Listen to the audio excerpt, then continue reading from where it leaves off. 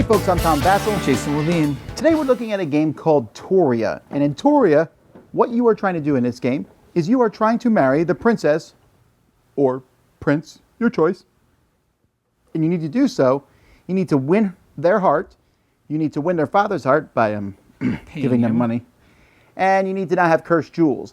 It's kind of a racing game. You're trying to go around and collect. It's like pickup and delivery mixed with racing, mixed with a very interesting ending. Here it is.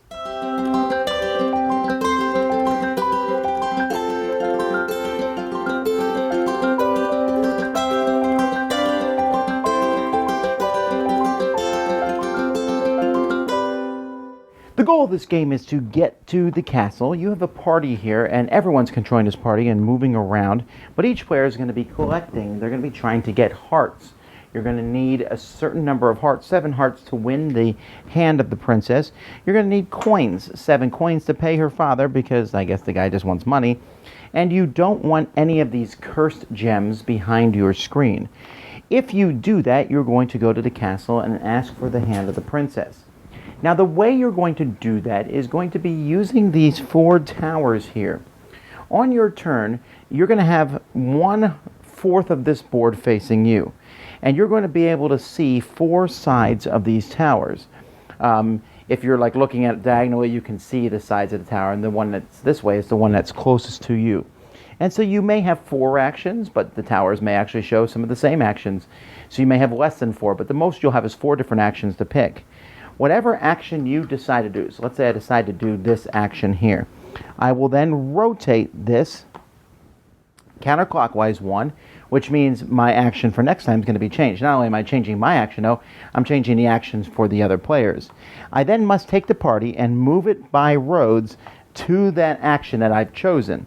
Now, your party can move up to 3 spaces for free. If you want to move it farther than that, you have to pay a coin for each extra space it moves. If your party moves through a mine, you can take 1 gem that's there. However, if there's a black gem, you are also required to take that one. So if I moved, so I went down like this, I moved through here, I would get the red and the black gem. And then you'll take the action of the location that you're at. Some places like here, you can get rid of a black gem. If you go up here, you can sell different combinations of gems for money. So that's one place to get money. If you go up here, you can roll a die to fight the dragon.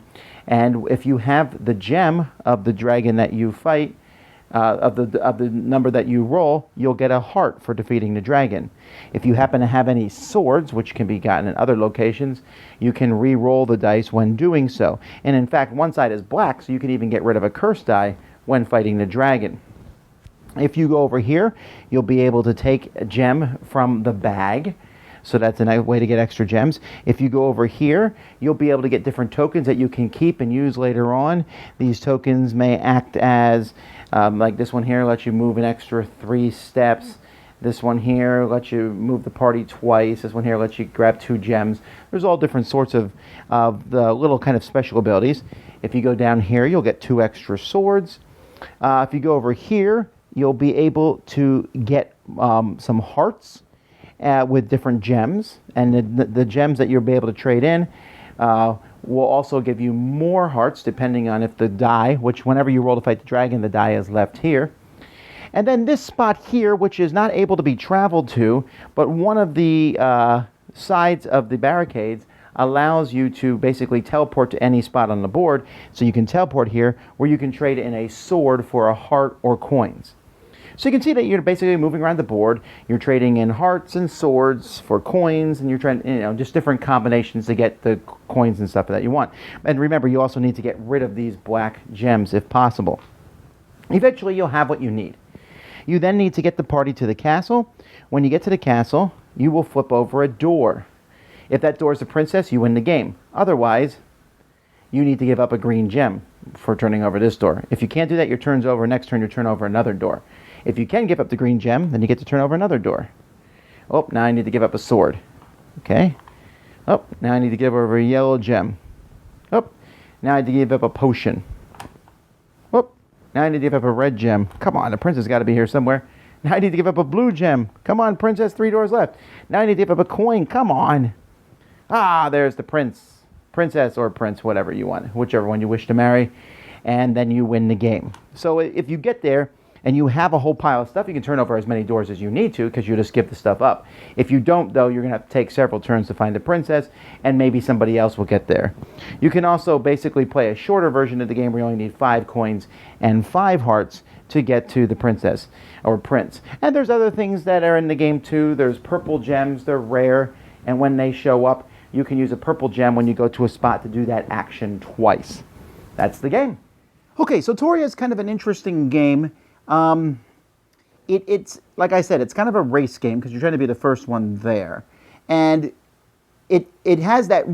The main thing about Touria is it has this really neat mechanism, and you got to admit that it's a pretty cool thing. The 4 towers you can see, and you're thinking about which one do I want to do, which action am I going to make available to the next guy. And if I do it, it's going to rotate, and then the next person is going to have this, and the fact that they rotate in the reverse direction of what player goes next. So when I rotate it, you don't get, the next player doesn't get the exact same action as me. The next player is going to get the reverse action. So it's not like everyone's doing the same thing again and again and again. It's very, very unique with that mechanic. And then it's not just the picking of the actions. Then you have to look on the board. And when you look on the board as to where to go, you're thinking of 2 things. How far is it to get to this place? Do I need to pay money? Because you really don't want to pay money. No. And then how many gems am I going to get? Right. How many gems am I going to pick up along the way? And is it worth it to grab the ones with the cursed gems on them? Because if you go through a spot with 2 good gems, you get one of those gems. If you go through, you get the other one, and you get the cursed gem. But it's not too hard to get rid of the cursed gems. It's just kind of another extra step thing that you have to do then. So your decisions aren't huge. You will have, like I said, 2 to 3 to 4 choices in front of you. And then with those choices, you have a few different paths you can take on the board. And then when you go to a spot, you might have another choice. But it's not a heavy game. This is not a... I know you would consider it light, but it's like a light medium game. It's a little lighter than you might think. Yeah, I mean, I consider it a lightweight game, but it's it's got the pick up and deliver. It's got a lot of cool mechanics in it. There is that luck with that rolling die. Did you like that? Like when you're fighting a dragon? Well, if you have lots of gems, you could mitigate the luck. So it was a luck, but it depends when you go for that. So you could mitigate your luck depending what you did in terms of collection along the way. But it's really great when you get the dragon with a black gem and you have one, because then you're killing 2 birds with 1 stone. Yes, you're getting rid of the black gems and you're doing it. I never did that once. You guys did that a lot. I didn't get lucky enough to roll the black die, and I didn't want to keep paying swords to keep rolling. Now, there's one thing we got to talk about, because it's certainly the part of this game that some people will hate, and that's the ending. Yes. All right, so you get to the castle, and then you start flipping doors, and there is one of those special tiles lets you look at a couple doors, but other than that, you really are going in blind. Unless, of course... You have everything. Well, not even if you have everything. Let's say Jason goes in first and turns over like 4 of the tiles and messes up, and then I come in right behind him. I don't have to flip over those tiles. He's already done it for me. And you know exactly what would be a win condition. So let me ask you this. You can play, the game has a variant, basically, where they basically say first person there wins. You don't got to do the opening door things. Which way would you rather be?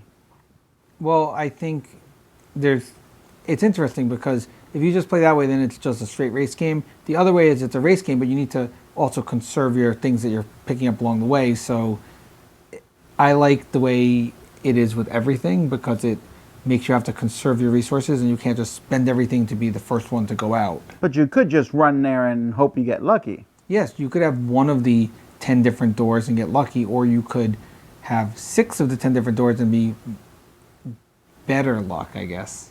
Well, right. So what is your overall thoughts on the game? I liked it. I liked the new mechanic of the towers, those 4 towers, and the mechanic of picking the actions. Yeah, that's excellent. There were a lot of times where you might not have an action you like, and then you're forced to just do something, which you don't have a choice because you have to pick one of those 4 things, and maybe 2 of them are the same, but you're not set up to do something like that. And the pick up and deliver was okay. I wish they put a better rest of the game with the tower mechanic, because I really like the tower mechanic, but the pick up and deliver was just an okay thing, getting the hearts, getting the gems. It was okay, but the towers were really good. Yeah, I think the components are fine, and it's a pretty looking game, and there's some nice choices in it, but Jason's right. That tower thing is amazingly cool. It's just that the rest of the game is kind of just a decent game.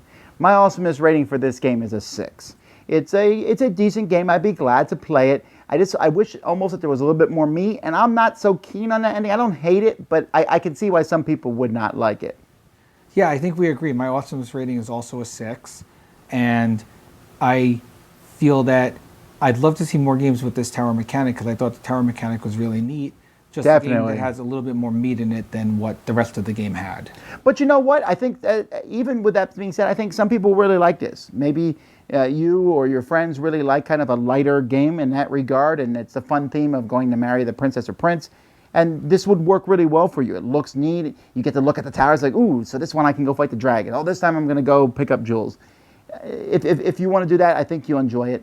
That is Touria. Until next time, I'm Tom Vassell. Jason Levine. Thanks so much for watching the Dice Tower videos. Find more great videos and reviews, as well as our top-rated audio podcast at Dicetower.com. You can also find other great shows at Dicetowernetwork.com. I'm Eric Summerer, and you've been watching The Dice Tower. The Dice Tower is sponsored by Cool Stuff Inc., where you can find great games for great prices. Cool stuff in stock. Check them out at CoolStuffInc.com.